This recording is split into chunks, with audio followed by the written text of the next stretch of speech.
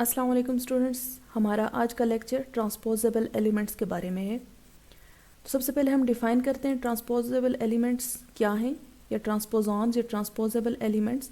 हम उन specific DNA sequences को कहते हैं जो कि किसी भी क्रोमोसोम के ऊपर अपनी पोजीशन को चेंज कर सकते हैं। ठीक है, तो ये एक सेल के अंदर सेम क्रोमोसोम के ऊपर भी हो सकता है, या एक क्रोमोसोम से निकल के ये दूसरे क्रोमोसोम के ऊपर भी जा सकते हैं। जैसे लेट्स से ये दो क्रोमोसोम हैं, एक ये है और दूसरा इसके होमोलॉगस ये क्रोमोसोम है।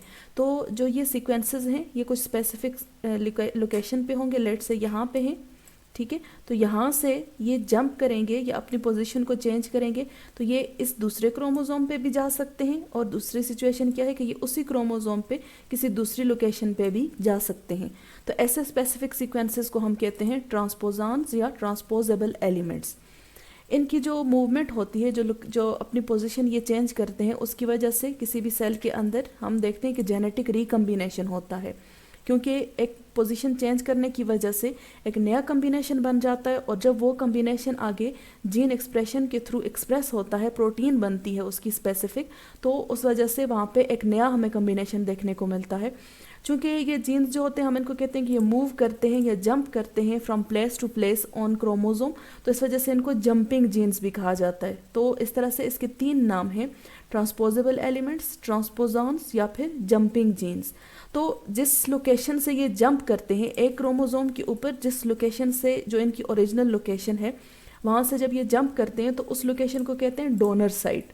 वहाँ से जब वो जंप करके दूसरी पोजीशन पे जाते हैं, आइदर सेम क्रोमोसोम और डिफरेंट क्रोमोसोम, तो दूसरी पोजीशन को कहते हैं टारगेट साइट। ठीक है, ये थोड़ा सा इंट्रोडक्शन आ गया ट्रांसपोजॉन्स के बारे में। तो बेसिकली ये क्या है, जंपिंग जीन्स हैं या मोबाइल जीन्स हैं जो अपनी पोजीशन या लोकेशन को किसी भी क्रोमोसोम के ऊपर चेंज करते रहते हैं। इसको सबसे पहले डिस्कवर किया गया था 1940 में, जब एक साइंटिस्ट थी जिनका नाम है मैक्लिंटॉक बारबरा। वो काम कर रही थी मेज़ के ऊपर। तो मेज़ के ऊपर जब उन्होंने उसके मुख्तलिफ कैरेक्टर्स को उनकी जीनोटिपिक और फिनोटिपिक जो कैरेक्टर्स थे उनके साथ मैच करके जब स्टडी किया, तो उन्होंने देखा कि वहाँ पे कुछ ऐसे जेनेटिक एलिमेंट्स थे जो रेगुलरली जंप करते थे from one location to another location, और उसकी वजह से जो उसका जो ओवरऑल जीन एक्सप्रेशन का इफ़ेक्ट था वो भी डिस्टर्ब हो जाता था। तो उन्होंने वहाँ पे ये देखा कि जो मेज़ के अंदर हम देखते हैं कि मेज़ कर्नल या मेज़ के जो दाने होते हैं उनके ऊपर कलर की वेरिएशन आती है। अक्सर आपने देखा होगा कि मुख्तलिफ़ कलर्स के हमें मेज़ नज़र आते हैं, दाने ऊपर किसी को ये एक पीस हमारे पास ऐसा आ जाता है जिसके अंदर जो है वो कलर वेरिएशन नज़र आती है, कोई रेड, येलो या इस तरह के डार्क कलर्स हमें नज़र आते हैं अदर देन नॉर्मल। तो वो बेसिकली इसी ट्रांसपोजेबल एलिमेंट्स की वजह से होता है। तो ये तो फर्स्ट टाइम डिस्कवरी थी जो कि मेज़ के अंदर की गई, लेकिन उसके बाद 1960s में जाके बैक्टीरिया और बैक्टीरियोफेजेस के अंदर भी ये देखा गया कि उनके अंदर भी ट्रांसपोजेबल एलिमेंट्स मौजूद होते हैं। इसके अलावा फर्दर जब रिकम्बिनेंट डीएनए टेक्नोलॉजी जो है उसने तरक्की की और उसके अंदर जो डेवलपमेंट टाइम के साथ होती रही, तो ये देखा गया कि ट्रांसपोजेबल एलिमेंट्स जो ये तकरीबन तमाम के तमाम ऑर्गेनिजम्स में मौजूद हैं। तो जनरल कैरेक्टर्स अगर थोड़े से देखें हम ट्रांसपोजेबल एलिमेंट्स के, तो जैसे एक तो बेसिक बात ये आ गई कि ये डीएनए सीक्वेंसेस होते हैं जो अपनी पोजीशन को चेंज करते हैं, लेकिन मेजर क्या है कि ये ऐसे डीएनए सीक्वेंसेस होते हैं जो मोस्टली एंजाइम्स के लिए कोड करते हैं। ठीक है, मुख्तलिफ एंजाइम्स के लिए कोड करते हैं, और वो क्या करते हैं कि जब वो अपनी पोजीशन चेंज करते हैं तो एंजाइम की सारी जो एक पहले पोजीशन जिस पे मौजूद होते हैं वो, तो वहाँ पे रहते हुए वो किसी और एंजाइम के लिए कोड करेंगे। जब वो अपनी पोजीशन चेंज कर देते हैं तो फिर दोबारा से एक नया कम्बिनेशन हमें देखने को मिलेगा। इस तरह से एंजाइम की नेचर भी चेंज हो जाएगी। ठीक है, तो ट्रांसपोजेबल एलिमेंट्स या ट्रांसपोजॉन्स जो हैं, ये इसकी जो फिनोमेना है, जो इसकी पूरा प्रोसेस होता है, उसके अंदर दो तरह के बेसिकली हमें स्टेप्स या इवेंट्स देखने को मिलते हैं। एक रेप्लिकेशन होती है और फिर रिकम्बिनेशन होती है। रेप्लिकेशन कैसे कि सपोज़ हमारे पास ये एक डीएनए का मॉलिक्यूल है या डीएनए स्ट्रैंड है, ठीक है, इसके ऊपर इस लोकेशन पे जो ट्रांसपोज सीक्वेंस मौजूद है वो ट्रांसपोजेबल एलिमेंट है, या वो सीक्वेंस जो है वो जंपिंग जीन है। इन अदर वर्ड्स ये वो सीक्वेंस है जो अपनी जगह या अपनी पोजीशन को चेंज कर सकता है।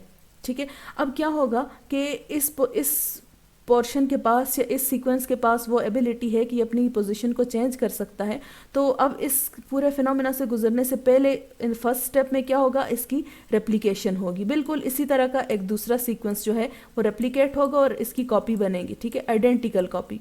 जब इसकी आइडेंटिकल कॉपी बन जाएगी तो ये जाके दूसरी पोजीशन पे जो उसकी कॉपी है वो दूसरी पोजीशन पे अटैच हो जाएगी। अब ये उसी डीएनए स्ट्रैंड के ऊपर भी हो सकता है या फिर किसी दूसरी जगह पे भी हो सकता है। तो बेसिकली हमने देखा कि इसके अंदर क्या हुआ, फर्स्ट स्टेप के अंदर उसकी कॉपी बनी, ठीक है। कॉपी इस तरीके से बनी कि ओरिजिनल वन जो था वो अपनी ओरिजिनल पोजीशन पे मौजूद रहा और उसकी जो कॉपी बन के जो दूसरी एक स्ट्रैंड हमारे पास आई थी, वो जो टारगेट साइट है, जो हमने डिफाइन किया था पहले कि टारगेट साइट क्या होती है, तो वो जाके टारगेट साइट के ऊपर दूसरी जो कॉपी बनी थी वो इंसर्ट हो गई या अटैच हो गई, ठीक है।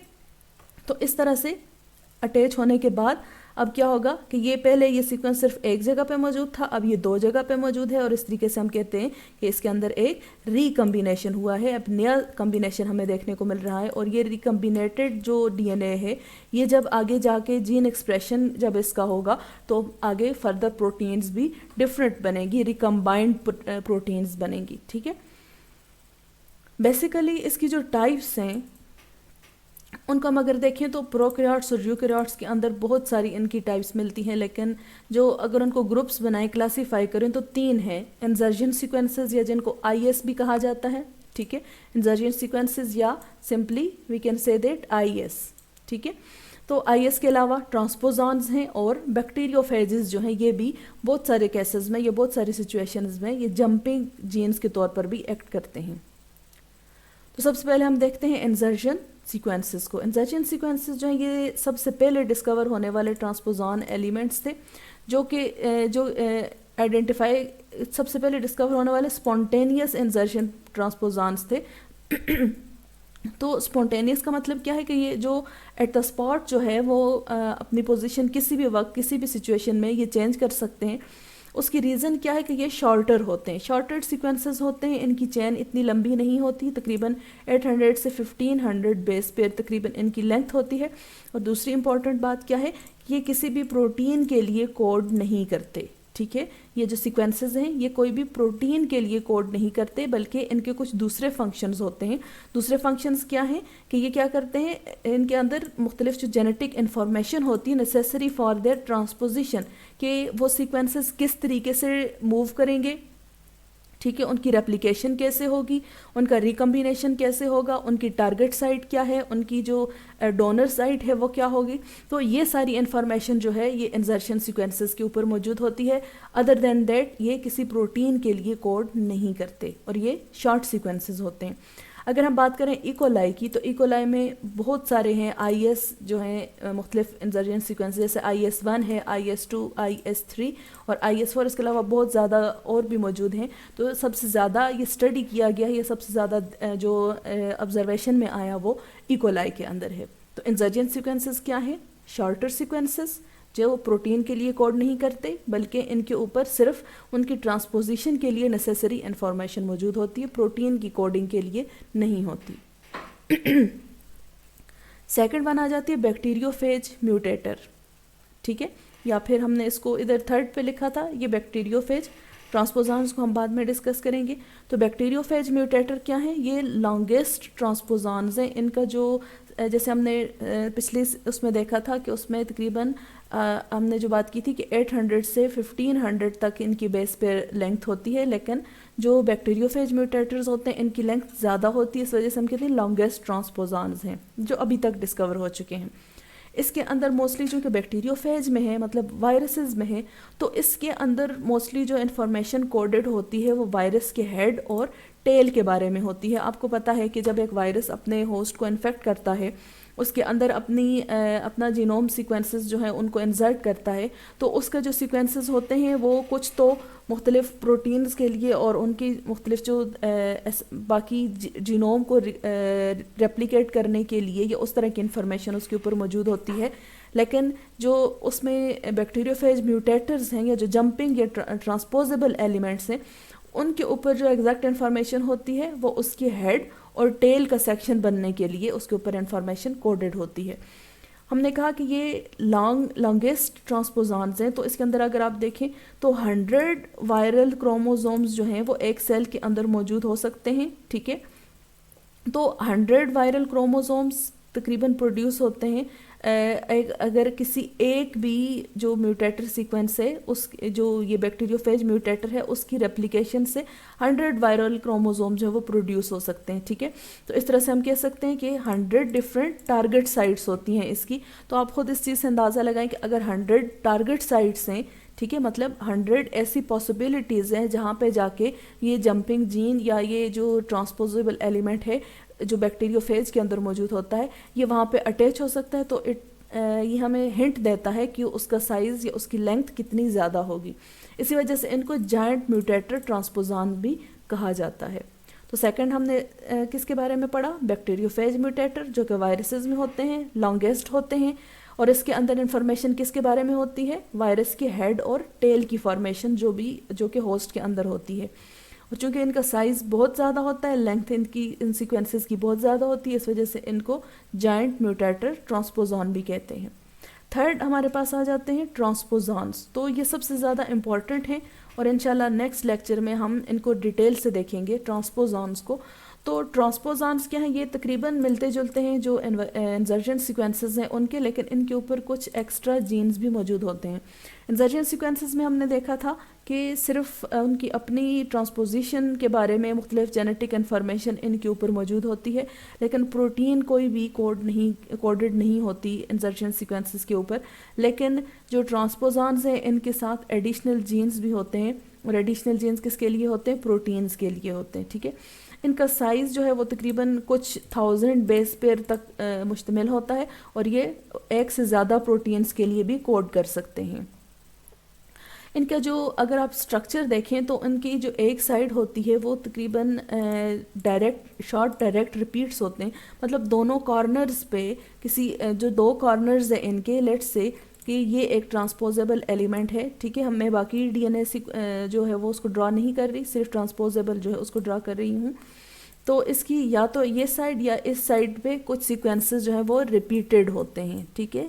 लेट से हम इस साइड पे कर लेते हैं कि इस साइड पे कुछ सीक्वेंसेस रिपीटेड होते हैं, मतलब कि यहाँ पे भी वही होंगे और यहाँ पे भी तकरीबन रिपीट हो रहे हैं, इधर से लेके इधर तक भी वही हैं और आगे भी रिपीट हो रहे हैं वो एक रेगुलर इंटरवल के बाद, ठीक है।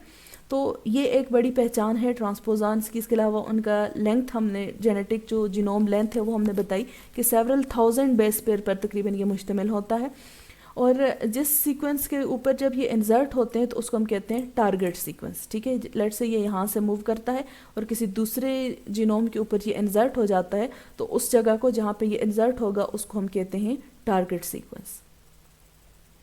थोड़ा सा हम ये देख लेते हैं कि जो ट्रांसपोजेबल एलिमेंट्स हैं उनका म्यूटेजेनिक इफेक्ट क्या है, उनकी वजह से कौन सी ऐसी नया कम्बिनेशन, चूँकि हम ये रिकम्बिनेशन की मुख्तलिफ मेकनिज़म्स पढ़ रहे हैं, तो हम ये देखेंगे कि इनकी वजह से मुख्तलिफ जो म्यूटेजेनिक इफेक्ट इसका क्या है, जो म्यूटेशंस डिफरेंट आती हैं वो क्या क्या हैं। तो सबसे पहले क्या होता है कि जब अपनी ये पोजीशन को छोड़ देते हैं, दूसरी पोजीशन पे चले जाते हैं, तो उसकी वजह से उसकी जो चूँकि जीनोटाइप चेंज हो रही है किसी भी ऑर्गेनिज्म की, तो उसकी डायरेक्ट इफेक्ट हमें उसकी फिनोटाइप पे भी नज़र आता है। फिनोटाइप में अगर आप देखें तो मुख्तलिफ केसेस हैं ऐसे, जैसे हमने देखा कि जो ग्रेप्स हैं उसके अंदर बहुत ज़्यादा ये हमने देखा है, एक कॉमन ऑब्जर्वेशन है कि रेड, वाइट और ब्लैक मुख्तलिफ कलर्स के ग्रेप्स हमें नज़र आते हैं। तो वो एक्चुअली इसी उसके बेसिक रीज़न यही ट्रांसपोजिशन होती है, और ट्रांसपोज़ॉन्स की वजह से ही वो हमें डिफरेंट कलर्स, एक वेराइटी या वेरिएशन नज़र आती है। इसके अलावा ग्रेप्स में जो है एक स्पेशल जीन है जो कि है GRET1। तो GRET1 जीन जो है उसके अंदर बहुत ज़्यादा ये ट्रांसपोजेबल एलिमेंट्स एक्टिव होते हैं और बहुत ज़्यादा तादाद में भी होते हैं।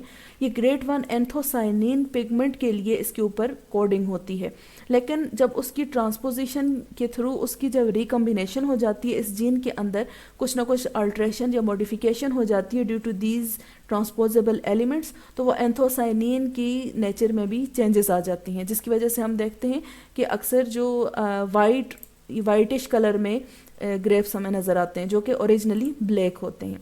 इसके अलावा जैसे पहले भी जिक्र किया, जो मेज़ के ऊपर, जैसे यहाँ पे आपको ये नज़र भी आ रहा है कि ये मेज़ नॉर्मली तो हम देखते हैं कि येलोइश टाइप होती है इसका कलर, लेकिन अगर आप यहाँ पे देखें तो मुख्तलिफ इस कर्नल के अंदर आप देखें तो मुख्तलिफ कलर्स आपको नज़र आ रहे हैं। इस तरह ये जो सेकंड वन है ये वाला, इसके अंदर तो बहुत ज़्यादा आपको वेरिएशन नज़र आ रही है।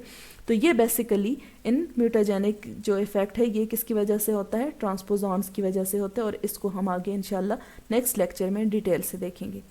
तो आज हमने एक इंट्रोडक्शन किया ट्रांसपोजेबल एलिमेंट्स का। ट्रांसपोजेबल एलिमेंट्स या जंपिंग जीन्स या ट्रांसपोजॉन्स आगे जाके हम डिटेल में करेंगे। तो ये क्या है, ये बेसिकली वो सीक्वेंसेस होते हैं, डीएनए के वो सीक्वेंसेस हैं जो मूव कर सकते हैं किसी भी डीएनए के मॉलिक्यूल के ऊपर।